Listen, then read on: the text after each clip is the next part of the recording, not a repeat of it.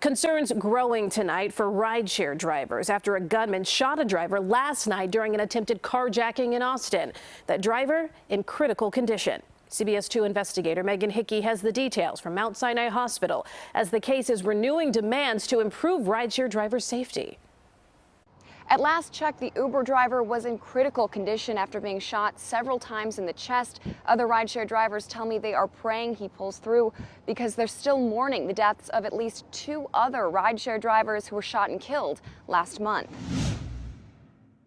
These drivers are out there risking their lives basically for pennies. You know, in some cases they're not even making a profit because the cost of running their vehicle is not as much as they're earning on a ride. When we show up, Uber and Lyft driver and organizer for the Chicago Gig Alliance, Lori Simmons, says her community of drivers is yet again rattled after last night's shooting in the 900 block of North LeClaire Avenue. The Uber driver was dropping off a passenger around 10 p.m. when 3 men approached his car. Police said the men took his phone and demanded he get out of the car. When the driver refused, the suspect shot him in the chest. at the very least, we could know who we're waiting for, who we're looking for, not have to sit there out in the street for a long time waiting for them, and just have some basic safety precautions in place for us. We're dealing with some of the most innovative companies in the world. Bryant Greening's law firm specializes in rideshare cases and agrees that companies have not done enough to strengthen identity requirements for passengers.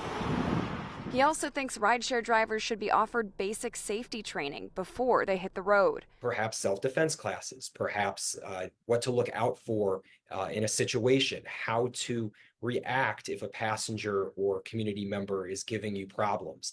An Uber spokesperson told us they're working with CPD after last night's shooting, which so far has not resulted in any arrests. And the company points to many in-app safety tools available. But drivers say they don't solve the main issue, that Criminals often see rideshare drivers as sitting ducks. which is why Chicago Gig Alliance The mayor has told us that he's supportive. is working to pass the Rideshare Living Wage and Safety Ordinance, which would address passenger ID requirements, pay concerns, and what they're calling unfair deactivations. Drivers are so afraid that they're going to lose access to the app that they're willing to take rides that make them feel unsafe.